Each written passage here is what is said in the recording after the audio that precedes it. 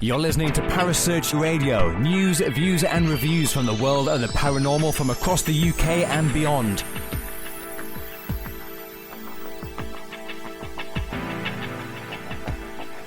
Find us on Facebook, Twitter and the World Wide Web. Parasearch UK Radio.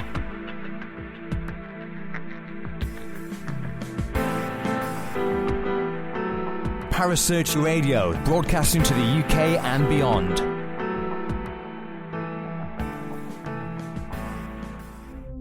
The views and opinions expressed by presenters and guests are their own and do not necessarily reflect the official policy or position of Parasearch Radio or its affiliates and sponsors. Listener discretion is advised.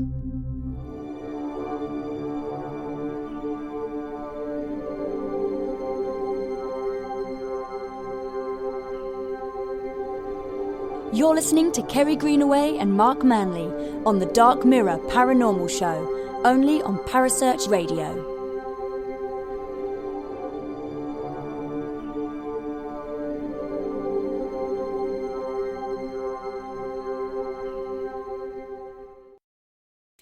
Good evening and welcome to the Dark Mirror Paranormal Show.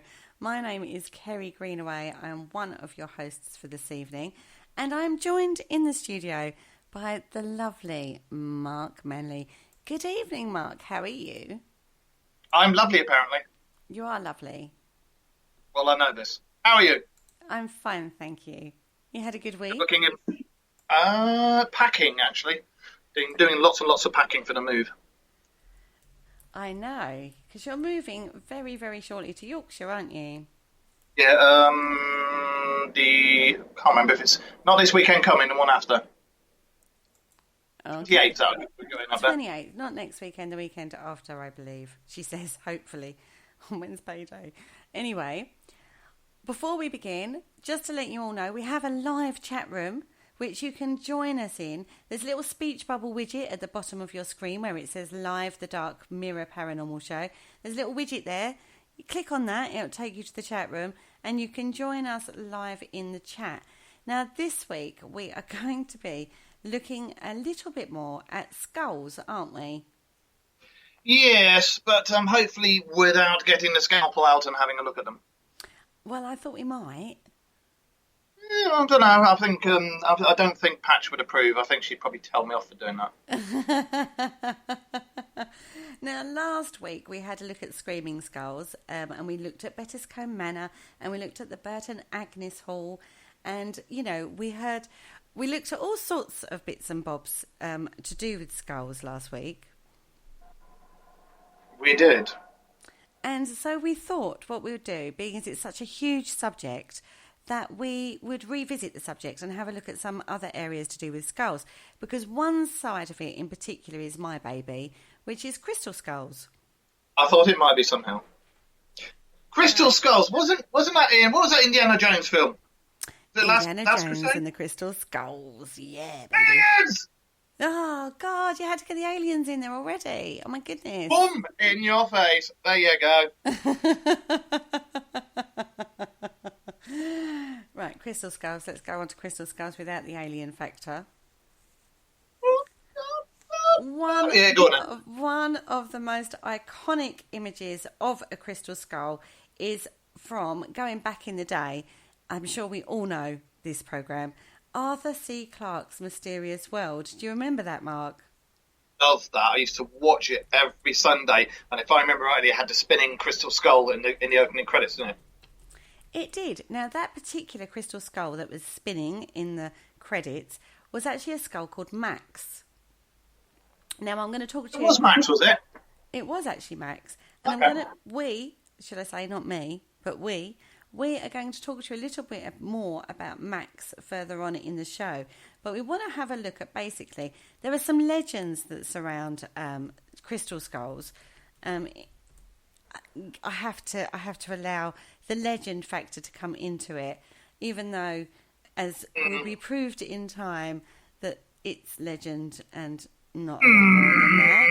I know, Mark. I know. I'm going to be bursting bubbles all over the place for you tonight. No, I just know Andy Mercer's in the chat room going, oh, giggity, giggity. You don't know our Andy Mercer, so he surprises me on many, many occasions. Now, legends. Let's have a look at the legends, because there are so many different legends that cross over cultures and times. And it's shared by lots of different cultures, such as the Mayans, the Aztecs, the Native Americans, and a lot of other indigenous people around the world. And they've even been referred to in the Atlantean and Lemurian legends that are out there. So, and these legends have actually been around for thousands and thousands of years, allegedly. I love the allegedly in there. Do, don't you? I swear you love the sound of your own voice when you say, allegedly. I have to put a little allegedly. You can't see it. Everybody in it listening to us, you can't actually see her. I can, and she's got her white headphones on, looks like Princess Leia, and she waggled her finger in the air when she said allegedly. She proper went there. She went, allegedly. Perhaps the paranormal pooch is beside me, and she's just looking at me like, Now, the more you learn about crystal skulls, the more you realise that the power of multiple crystal skulls is a thing. You never just one. There's never just like the power of the one. There's the power of more than one, and it generally seems to condense down to 13 skulls. I was just about to say number 13. Tell me about the number 13. Numerology, number 13 is a karmic number. Haha, I wag my finger in the air. We're doing a lot of finger wagging tonight. It's the number of upheaval so that new ground can be broken. Number 13 has great power, and if this power is used for selfish purposes, it will bring destruction on the self. Destruction on the self. And in turn, this will bring disease and illness. Adapted to change gracefully will bring out the strength of the 13 vibration and decrease any potential for the negative. Ooh. I shall call him Mini-Me. It does sound very change the Austin world kind Powers. of moment, doesn't it? Now, It does. well, whilst I was looking into some of these legends, I came across a quote from a Native American Cherokee medicine man, whose name... Now, I did look into this guy. This is an awesome name. It is an awesome name. His name is Harley Swift Deer Reagan. That's a cool name. Having said The fact that, it's got Harley in it is awesome. having said that, I did actually look into Harley, Mr. Reagan, and the term Native American Cherokee medicine man is stretching it a tad. But look into him for yourselves, guys, and draw your own conclusions. Now, Reagan is quoted as What are saying... you trying to say there, Miss Kerry? I mean, really, what are you trying to say? All I'm saying is he may be a modern Native American. He may be a learned man in regards to their traditions. But when they say Native American Cherokee medicine man, it conjures up a completely different image to the image that he actually has. To be honest, I have seen a few things and a few programs where they've gone and got like a shaman or this, that and the other, or medicine man, and the person that's turned up looks like he should have gone to the jumble cell down the road, you know? To be fair, he looks like a cowboy. And in the chat room, Andy's already got off a word. Ronald's brother. If it is Ronald's brother, I do apologise in advance. However, I did look into this guy, and he is very learned. Learned. Anyway, Learned, yeah. His quote. Let's go on to the quote. The quote he says about skulls is, the skulls were kept inside a pyramid in a formation of tremendous power, known as the Ark. The Ark was comprised of the 12 skulls from each of the sacred planets, kept in a circle, with the 13th skull, the largest, placed in the centre of this formation. This 13th skull represents the collective consciousness of the worlds, not my words, of all the worlds. It connects up the knowledge of all the sacred planets. So this is sort of You could almost say it's like a Native American version of Yggdrasil, couldn't you? I thought you was going to go with the alien factor there. Oh, no. Well, if it's coming from the other worlds, and if it's also like the Norse legends of Yggdrasil and all that sort of stuff, then you're talking possibly influences from other planets. Okay. Aliens! There you go. Oh, you had to. Sorry. So anyway, this legend of 13 crystal skulls is supposed to be a pivotal time in humanity's history, that the 13 skulls will reunite to awaken a new era, transforming from an old to the new, basically. You sounded really like... Oh, God, have I got to do this sound? The thing is with it, I love a myth, I love a legend, I love a bit of a, I love it all, but my goodness, to be absolutely fair, it read like, as Andy has put in the chat room, the Indiana Jones film. Yeah, he's also said, for those who didn't know, Yggdrasil is the world tree from Norse mythology. Yes, just to tell everybody else that. If you go and watch Thor, that'll do it. It does shriek of that to me, and this is where I start having issues when you start alleged prophecies or alleged quotes and stuff like that come through, and it sounds very film-like, because there is no real basis in these. I looked into this quite heavily, and according to a Mayan priest shaman, Don Alejandro Cirillo Oxla, the prophecy says now is the time. Alejandro. Oh, say it with me. Rock out Lady Gaga. Say it. Alejandro. Okay. Alejandro. I just want to see you spit all over your microphone as you do it. I'm not going to even try. The prophecy says, now is the time of awakening. This is your job now to awaken.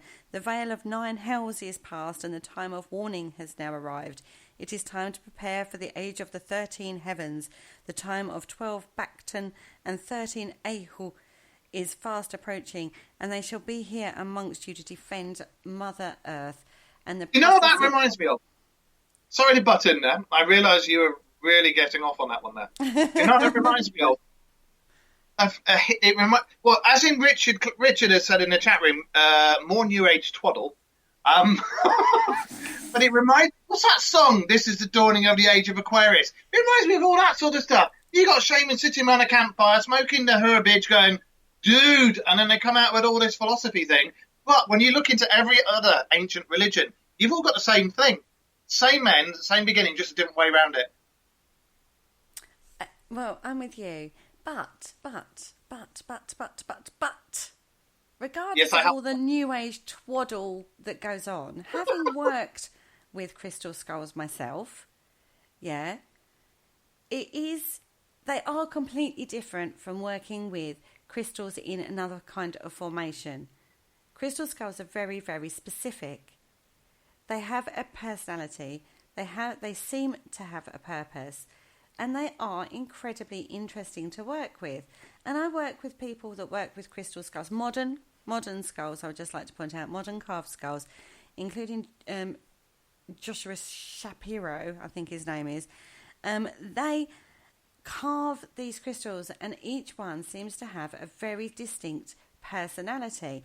Now, the crystal skulls that the 13 legend refers to are allegedly supposed to be, I love that word, allegedly, finger pointing going on again. The finger's coming out the screen at me. I know, you can see me, it's great. It's just as well nobody else can. Depositories of knowledge, and each skull contains a particular specialist area of information, like a living library. Almost like, and I'm going to throw the term out there, almost like a physical representation of the Akashic records. That blew your mind then, didn't I? Yeah, you did. You blew something. Each skull is like a one volume in a set of encyclopedias. And the people who will in the future be able to read the crystal skulls will only be able to extract all the knowledge from the skulls once they are all assembled together.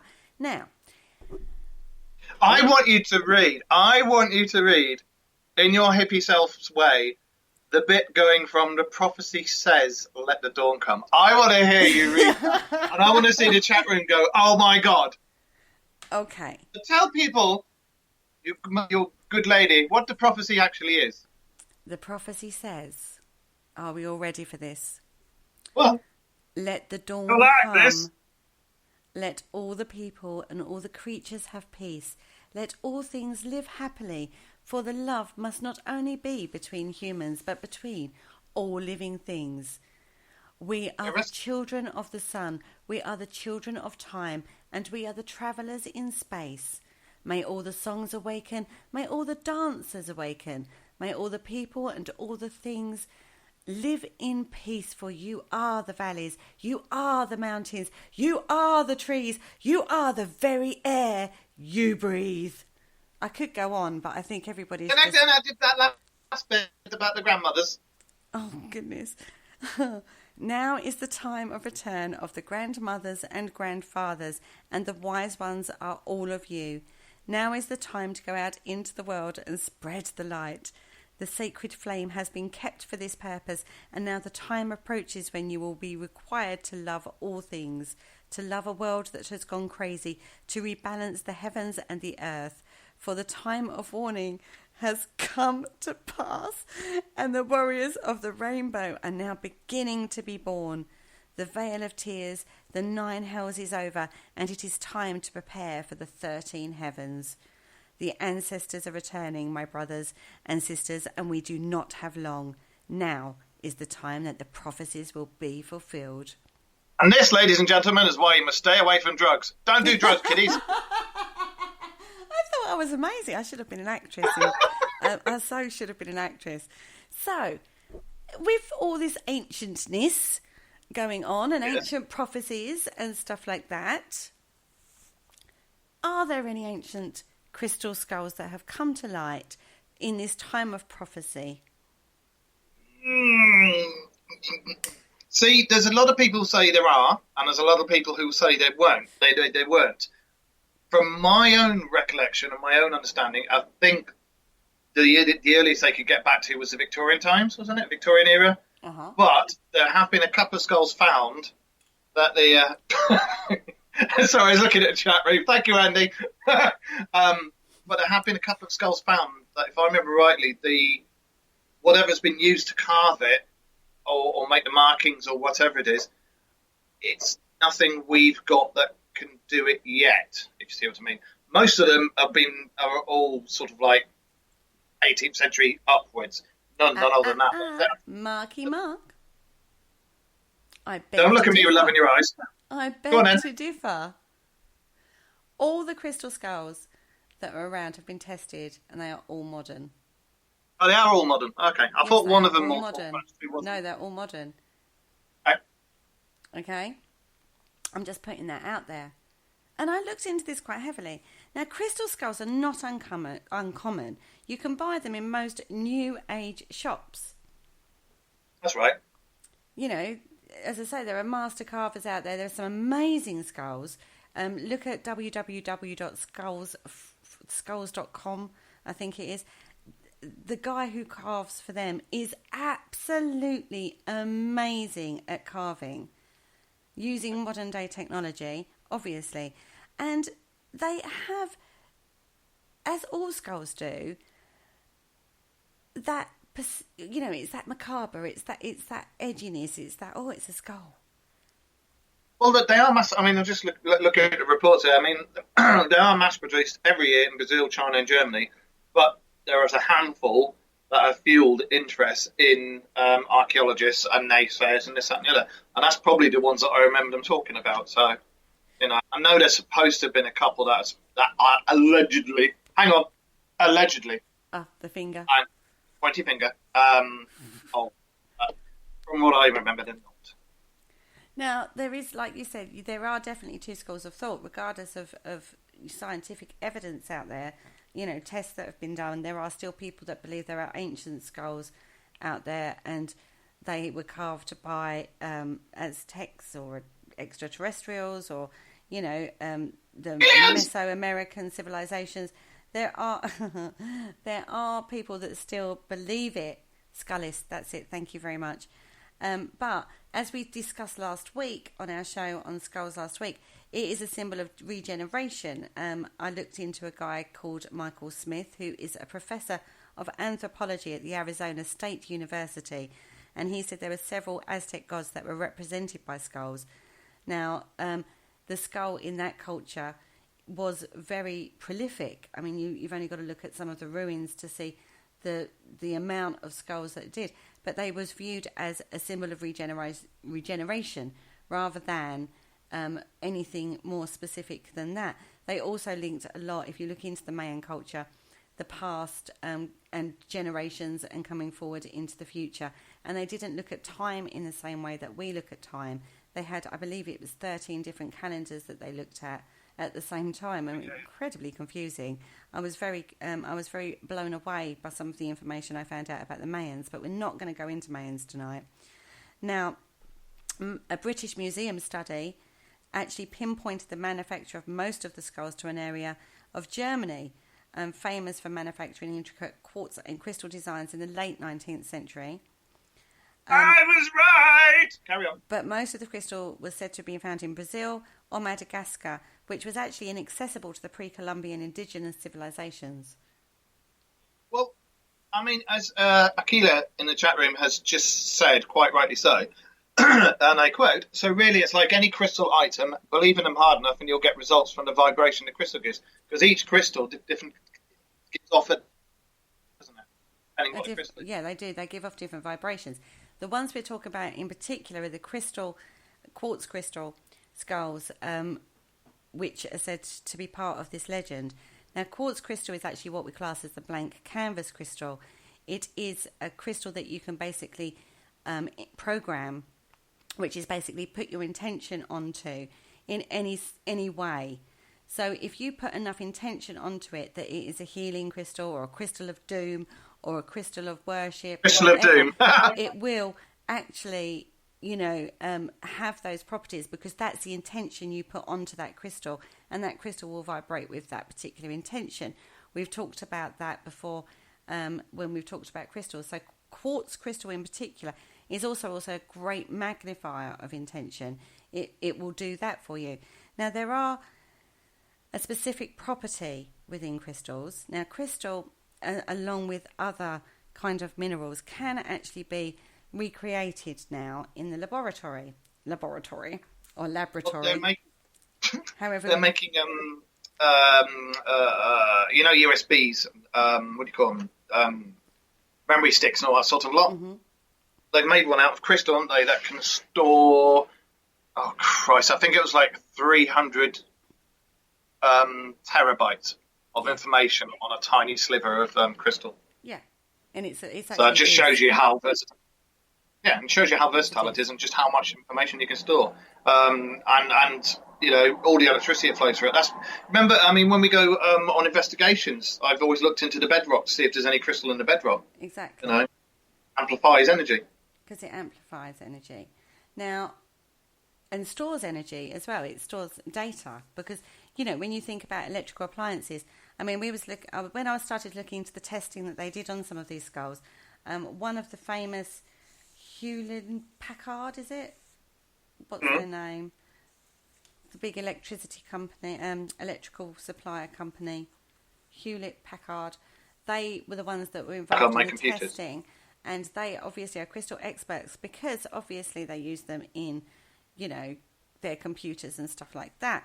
And they were the ones that did the testing on the skulls as well as the British Museum. So, when you start looking at it now, because quartz can be, made in, the laboratory now, it has to have certain properties to be able to, hold information and transmit it.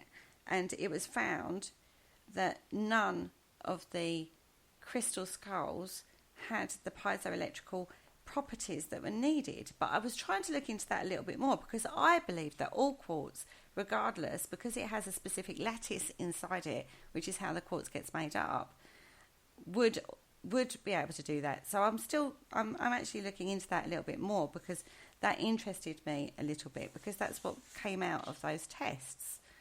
Now, as I'm aware, most crystal can conduct electricity anyway, but piezo crystal is the one that they use is supposed to be the best conductor or the best store of electric or something, isn't it? That's right, but quartz as a whole should have a specific lattice molecular structure that, when you squeeze it, allows you to, it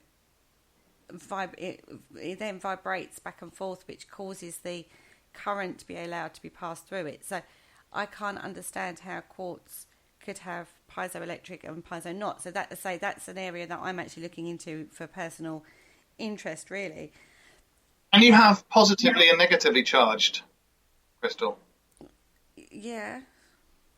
Okay. Well, it's on faces. You have a positive charge on one face and a negative charge on the opposite face, and then the current flows in between those when the crystal gets squeezed, and that is how it works. I wouldn't like to squeeze a crystal. Anyway, you're right there, Kerry. Anyway, there is passion, as going back to what we said, there is passion on both sides of the argument, whether or not they're old or whether they're new. But going on what I found out, they have all been proven to be modern day carvings. Now, I want to have a look at a couple of the crystal skulls. First of all, we're going to have a look at Max.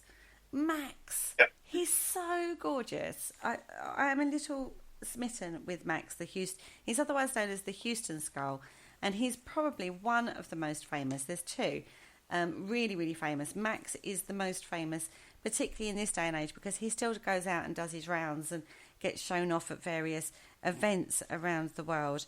Now, Max. He was reported to be 36,000 years old. He was reported to have been found in Guatemala, and he was reported to have been given by indigenous healers to an American healer who became a red hat lama in Tibetan Buddhism. I've never seen a llama wearing a hat. I don't know. Max was then relocated to Houston in Texas and was given to a lady called Joanne Parks. Now, Joanne Parks reckons that this skull has huge healing properties. And I've seen people that have worked with Max and have had some strange experiences in meditation with him. So, keep an open mind, everybody, is all I can say. There are some strange claims to Max. There are some very strange claims to Max. Now, this particular skull has just sat in a box in her closet for nearly 10 years and then began to make itself known. And Mrs. Parks says that it just kind of telepathically spoke to me in dreams, and she could feel that the energy was pulling at her, and it said, "You haven't found the man." So she took her foot and put it a bit further back into the closet and threw some pillows on the box that the skull was in, and basically kind of ignored him for a bit longer. And then she found a particular man who could shed some light on the skull's significance. And she happened to turn on the television one morning in 1987, and the show was called Good Morning Houston. And there was another crystal skull on that, and she's all she could think of was, oh my goodness, another talking rock. Oh, that's my life. Another talking rock. But the program actually featured a group from the UFO Contact Center in Arizona who had 50 objects. Did you say UFO Contact Center? Yeah. Ah, right. Aliens. Oh, we actually said it in a normal voice. Sorry, aliens! There you go. And they said that the program would show the viewers two objects from the van. One was an Egyptian bust and the other was this crystal skull. And she phoned the station and told them that she had a crystal skull. And the bloke was like, right, okay.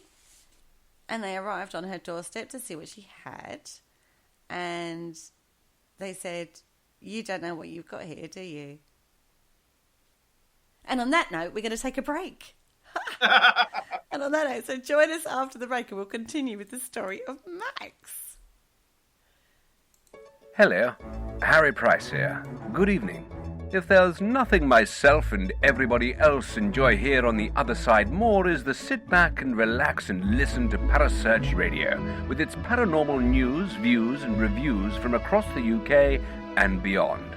Make sure to find out more about them on Facebook, Twitter and the World Wide Web, whatever they are, to keep up to date with all their broadcasts throughout the week. And I hope you enjoy them as much as we do over here. Hello? Is anybody there? Welcome back to the Dark Mirror Show tonight. We are talking skulls, and we were just talking all about Max, the crystal skull, otherwise known as the Houston skull. And we got to the point in the story where the UFO people had gone and said, you don't know what you have here, do you? And Hang on. Sorry to butt in. I've just realised something. Crystal skull called Max, yeah? Mm-hmm. Was his surname Headroom? Carry on. Oh, you're so bad. You're so bad. Anyway, they said, well, no, if I did, I wouldn't have called you. And they took him to the Houston Museum. And, they said, you've got something rare. And she said, well, yeah, I heard that yesterday. And they kept saying, but, you have a really rare one. But she didn't really know what they were talking about. And he said, we don't know how they are made or where they actually come from. And we'll put it on display. And Joanne Park said, no, you don't know what it is. I don't know what it is. I don't think I'll put him on display. I'm going to take him back home. So she boxed him back up, took him back home, and then put him back in the closet. And she said one day she'll find the man. And that's when she says that the skull, allegedly told her that his name was not Skull, that his name was Max. So she thought, oh my goodness, I've got a rock in a box in a closet that's got a name. Right. At this point, her husband was like, what's the matter with you women? Have you taken leave of your senses? I'm not surprised. But allegedly the skull would not leave her alone, and eventually she was told about a guy called Nick Nocerino of Northern California, who is one of the world's foremost experts on crystal skulls. Now, unfortunately, he passed away in 2004, but he is noted for being the only person in modern history to have worked with and handled 9 human-sized crystal skulls. So he's quite, Crystal renowned in the field, I would say. I would have thought his knowledge was possibly crystal clear on the matter. I'm available for birthdays and bar mitzvahs. Carry on. Okay, so Mr. Nocerino said the crystal skull, or asked, should I say, does he have a white cap? Now, the white cap is a solid white portion of crystal on the side of Max's head. Now, this is a place where the original quartz crystal began growing, and Mr. Nocerino explains that with the white matrix on top of the skull, it acts as an amplifier to all of the other pieces of crystal around it. Okay. What do you say about that? I say, interesting. Having not worked with these skulls, I'm not going to argue. No, I mean on your thing with the crystals, because you know your stuff about crystals. That little nodule on the top, would that amplify any energy? No, I think quartz in general is an amplification. It doesn't matter which part of the quartz it is. Do you know what I mean? It doesn't matter about the white cap or anything. As I say, I've not worked with that particular skull, and I've not come across that term before. So that kind of thing, no. The point, obviously, is for directing the energy, so it would make sense that, that is the base of the amplification. Whether that's where he's going or not, I don't know. But Nick Nocerino apparently had a boyhood vision, and in his vision, he envisaged like a master skull with 12 smaller skulls, but the master skull contained all the wisdom and like information from all the other 12. So the legend sort of grows again. So we're back to like the 13, aren't we? There is, but I mean, Akila, she's put a very good message up in the chat room there. She said, surely, as with any faith-based healing, the faith itself is what triggers the placebo effect. And yeah, I completely agree with that. Not the so-called ancient crystal skull that people are in contact with. But then again, if it's a powerful crystal anyway, you're going to get the benefits of that crystal as well. Yeah. But yeah, you will get the placebo effect. And people forgot their meds or at least senses. Yeah, there could possibly be that as well. Well, it's actually Nosferino. Nosferatu. And I see somebody said we need to get somebody on the show who knows a bit about crystals. We have. She's called Kerry. I'm going to have to slap Richard when I see him. Now, is all I can say. But Nick Nosferino is the one who started all the crystal skull research, around 65 years ago. Other people do try to take credit for it, but a lot of it is down to Nick, apparently. Now, Nick was invited to the British Museum in London to participate in the scientific authenticity examinations. Amongst the skulls examined were the Smithsonian Crystal Skull, the British Museum Skull, and Max. And the crystal called Shana Ra. Named in the memory of a shaman healer, which allegedly was found in 1995 at an archaeological dig in Mexico. But I couldn't find out much information about that one, funnily enough. Strange that. No, I personally, I think whether they're ancient, whether they're modern, regardless, I love them. I think they're brilliant. They're remarkable things and very, very well made. The proper ones, very, very well made. And yeah, there's going to be some energy stored in there, but if you believe it's going to help you, it will. Uh-huh. But now, as far as we can't talk about crystal skulls and not talk about the Mitchell Hedges skull. This skull in particular is incredibly unusual because it has a detachable lower jaw. All the other skulls are a one piece, whereas the Mitchell Hedges actually has a detachable lower jaw. So have you. That's how you manage to talk so much. Guys. Anyway. Now, again, I found contradicting stories on how the skull was found. Now, there are quite a few about that one, yeah. Yeah. Now, the Mitchell Hedges skull is absolutely beautiful. It's a fantastic carving, regardless of who, how, when, all the other things of it. It is an amazing skull. It is gorgeous. I'd love to see it in the flesh, to be fair. Now, in the 1920s, allegedly, Anna Mitchell Hedges was on an archaeological exhibition to the lost city of, oh, goodness, names. Lubentun? Looney Tunes! Lubentun! They were up in Looney Tunes, the lost city of Looney Tunes. Oh, dear. I can see the way the show's going. Carry on. She allegedly climbed to the highest pyramid, and while she was up there, she saw a flash within the pyramid, in a hole within the pyramid, and told her dad, and her dad went, "What the hell was you doing up the pyramid in the first place?" "Oh, great, you found a flashlight in the middle of a pyramid, let's have a look inside there." And the hole wasn't big enough for a man, so they lowered Anna in. She allegedly was lowered down on a rope, got pulled up, and brought up with her the top part of the skull itself.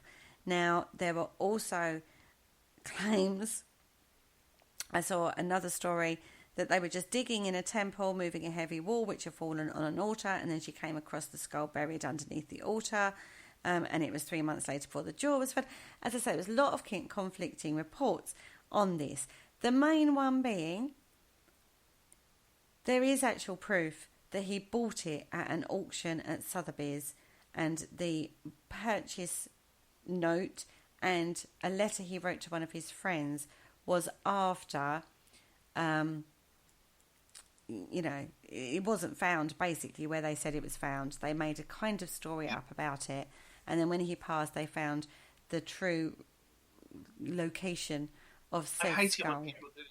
I really don't like it when people do that. If it's a real mysterious thing or a real part of the paranormal realm, brilliant. But it's when people do things like that, it actually gives us members of the paranormal community a bad name. Shouldn't do that. Still a fascinating skull, but you shouldn't buy one and then go, "Oh look, I dug this up, Marjorie." However, just remember, keep it in context of when this was happening. Can you point your finger again when you say context? Context. There you go. There you go. You've got to keep it in context of the time that all this was happening. And also, you've also got to look at, they're trying to raise funds. The more stories you have around it and the more, edginess it's got to it, the more mysterious it is, it creates more of a buzz and it creates money. Really? I mean, the Victorians were the ones that started off all the Gothic stuff and made all the paranormal stuff really famous anyway, didn't it? Mm-hmm. And then the skulls were made around that time, and then all of a sudden started slowly coming to light. So, it was at the end of that era. So, yeah, no wonder. But I still don't, I'm still very much, because paranormal is starting to come into the mainstream now, people shouldn't make stuff up, No, I'm kind of with you on that. However, at the end of the day, I mean, God, I even found one story about this. The skull was brought back from the Holy Land by the Knights Templar during the Crusades. The skull was supposedly kept in their inner sanctum in London and later hidden. And then Mitchell Hedges rediscovered it when he was dealing antiques. I mean, there is some controversy around this particular skull. Regardless, it is an amazingly beautiful skull. I love it. I want to see it in the flesh. Well, as Andy Mercer says, and quite rightly so, in the flesh. In the flesh. A crystal skull in the flesh. It has been tested and proved to be Victorian, though. For me, carry on. You do that. So much for 36,000 years old. Yeah, it's all a load of twaddle. But regardless, some of them are beautiful, and yes, they do have an energy in them, and yes, you're going to get, as they said, you're going to get the placebo effect. Do you know what? I need to put my teeth back in. The placebo effect. But either way, a piece of crystal that big, that can't be harming to you. A piece of crystal that big would definitely have... Oh my goodness, Andy. It's an expression. That's all I can say. In the flesh is an expression. And no, a skull doesn't actually have flesh, but I'd like to see it. That's what I'm saying. All right? So, anyway, my search then moved away from crystal skulls, and I came across an article regarding elongated skulls, because that's another thing that fascinated me, was the elongated skulls. Yeah, well, a lot of the elongated skulls, it was a practice by South Americans a few hundred years ago, and some African tribes practice this as well, don't they? Mm-hmm. Head deformation. That's right, and it's called a cradle balding, and this is quite horrifying when you think that skull, cranial deformation actually deformation happens before the child is 3. Yeah, I know, it's terrible because of the fontanelle's not. You still got the gap there, isn't it? That's how they can do it. But it must be horrible for the kids. And I think some of them still go on to this day. I'm sure there's a few tribes that still practice it. Yeah. Well, I don't know about that. I can't guarantee that. Normally, when I get headboarded, it's probably because I've jumped in my sleep and headbutted the headboard on the bed. But yeah. Normally when a cat jumps on me off the windowsill or off the curtain. Let me clarify that. Anyway, in Paracas... that was the clean version. Let's get back on subject. Paracas is a desert peninsula located in the Pisco province in the south coast of Peru. It is here where a Peruvian archaeologist, Julio Tilo, made an amazing discovery in 1928. He discovered a massive and elaborate graveyard containing tombs filled with the remains of individuals with the largest elongated skulls found anywhere in the world. And these have become known as the Paracas skulls. And Tilo found more than 300 of these elongated skulls, some of which date back around 3,000 years. Now, again, this has been put down to aliens. I mean, yeah, aliens! There you go. However, there has been DNA testing done on the Paracas skulls. Paracas. Shake your paracas. That's the one. And they are human. I think there's only been, out of all the deformed skulls and malformed skulls and huge heads and tiny bodies, there is one that's been found that I think it's got extra rib on each side, and I can't remember if it's got an extra finger or a finger missing or something like that, and they tested the DNA on that, and it's one of the parents is human, but they don't know what the other one was. But you can only test women's DNA. It passes down on the mother's side. When they tested this thing, because I was watching a program about it, it was of undetermined origin. That was it. Do you believe everything you watch on TV and in the movies, Mark? Not really. It's a bit like our radio show. I look at you and think, my God, what is she saying?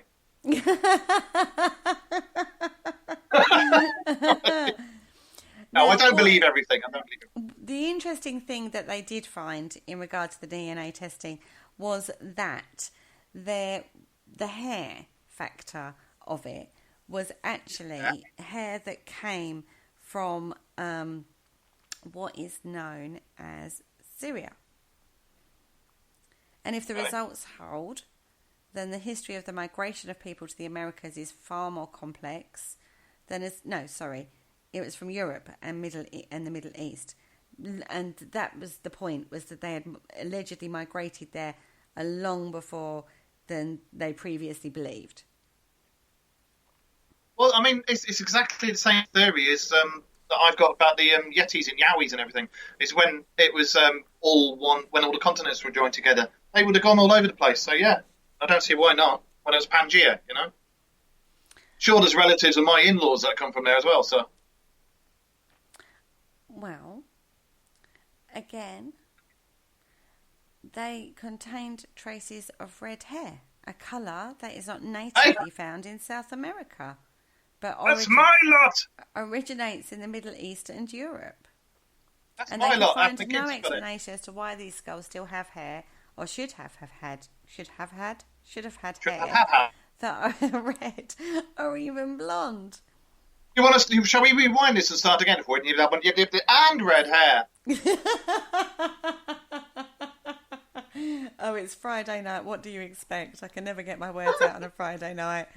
Oh my goodness. Now, there is a theory that these are here we go. Hybrids. Nephilim, really. And who were the Nephilim? Tell these lovely people out there who the Nephilim were. The Nephilim were fallen angels, weren't they? Nephilim were the end result of angels who decided to have pleasure with human females.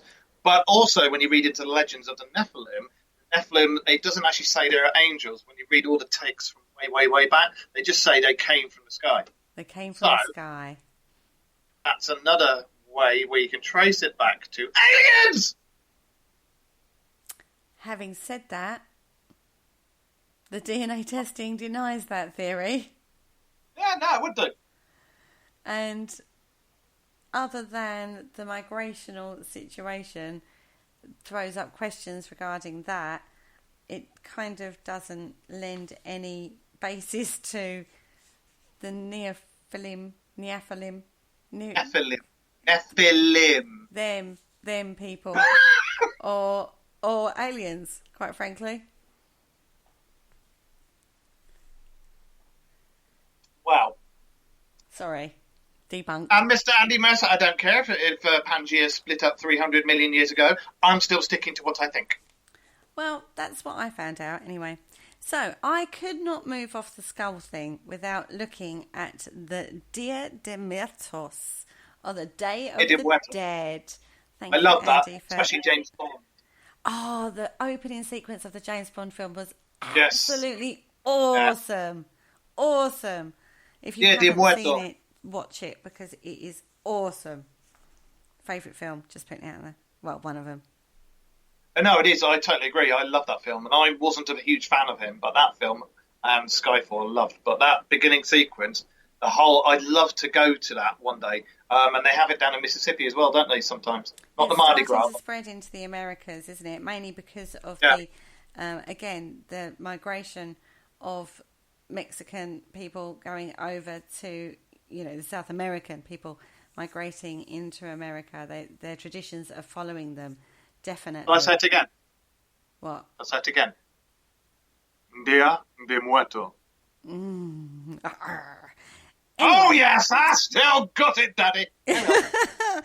This is a holiday that is celebrated in central and southern Mexico during the chilly days of November the 1st and 2nd. And this coincides with the Catholic holiday of All Saints or All Saints Day. Yeah. But they have... Isn't that just after Halloween? Yeah. Oh, there you go. Obs. Obs. I'm terribly sorry. I only remembered Halloween because that's the last time I saw you parking your broom. But Anyway. Oh my goodness. They have combined this with their own ancient beliefs of honouring their deceased loved ones, and they believe that the gates of heaven are opened at midnight on October the 31st, and the spirits of all the deceased children, known as angelitos, are allowed to reunite with their family for 24 hours. And then on November the 2nd, the spirits of the adults come down to enjoy the festivities even, that are prepared for them. And most people make beautiful, beautiful altars called afrentes, and they are decorated with ofrendas. Honestly, you should see me at a Mexican restaurant trying to pronounce you should see it. I'm amazing on this one. They decorate them with flowers, candles, mounds of fruit, peanuts, plates of turkey, stacks of tortillas, and big day of the day breads called pan de muerto, and even sugar skulls. They make little sugar art, which are absolutely amazing. Lots of food and drink, I think is quite a big one. That was the word that stuck out for you, wasn't it? It was drink. It was drink, yes. It was, yes. And for the 2nd, they put cigarettes and shots. They put shots out for the dead. How cool is that? Yeah, they do. Sugar skulls, all sorts of things. And it's a big festival, and they celebrate their past and their ancestors. And they really embrace that. It's but it's quite an expensive holiday. It's a bit like Christmas for us. They could spend. I found fascinating. They could spend over 2 months' income to honour their dead relatives, because they believe that happy spirits will provide protection, good luck, and wisdom to their families, and that the altar building keeps the family all close because it's a family thing. It's about bringing everybody together and embracing their ancestries and allowing that spirit to draw close at that time. That's what they believe. I find this fascinating. I think that's really, really cool. And there is something to be said. If you watch some documentaries on them, there is something. I don't know if it's just one of those times where it's a thinning of the veils or what, but there is something to be said that the energies are high, and it's not a nasty, spooky time, but it is quite a magical time. It is a different twist on what we know as Halloween. Yeah. I mean, when we look at Halloween, it's, we in the Western world, we do kind of rock out our horror movies, don't we? We're quite repressed. I mean, as Europeans as a whole, we're quite repressed when it comes to the whole death and this, that, and the other thing. It's like, oh no, it's horrible. Yeah, it's horrible. But at the end of the day, it's a release for the person who died, and they've gone to happier things. And we should be more like the Mexicans and just, yay, embrace it. And it's party time, and they were really good. And let's bring them back in once a year and they can have shots with us and get ratted with us, Yeah, we do seem to be more sombre about passing and death and, that side of it, whereas they do embrace that side of it. I mean, I found a quote which I absolutely loved. This was from a gentleman called Octavia Paz, and he said the Mexican is familiar with death. He jokes about it, caresses it, sleeps with it, celebrates it. True, there is as much fear in his attitude as in that of others, but at least death is not hidden away. Yeah. He looks at it face to face with impatience, disdain and irony. I love that quote. That quote to me summed up the Mexican attitude in general. Their bravado, their manliness, their gizmo. Sorry? Machismo. Yeah, it definitely summed up that nationality to me, that quote did. And that's how they embrace death as much as their culture. It's all part of their culture, whereas, we're still stuck. I feel almost that our view of things is very stuck in the Victorian viewpoint of official mourners at a funeral where I want them at my funeral. I'm just putting that out there live on air. At my funeral, I'd like the actual funeral bit to be quite sombre. I want you wailing, crying. I want official mourners brought in. I want it theatrical because I am quite a theatrical person. And I want a big rave afterwards with shots and parties and. I was going to say your funeral. Everybody's just going to be getting drunk.